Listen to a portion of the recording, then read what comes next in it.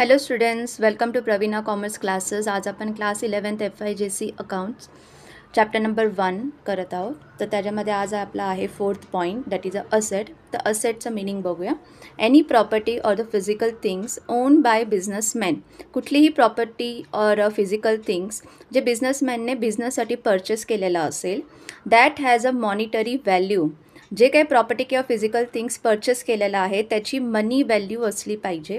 त्या मनी व्हॅल्यूला असेट असं म्हटलं जातं. For example land and building, furniture, computer जे बिझनेससाठी परचेस केलेलं आहे आणि काही वर्षानंतर ते लँड, बिल्डिंग, फर्निचर्स किंवा कम्प्युटर सेल करायचं असेल तर त्याचं मनी व्हॅल्यू जे मिळेल तर त्या मनी व्हॅल्यूला असेट असं म्हटलं जातं.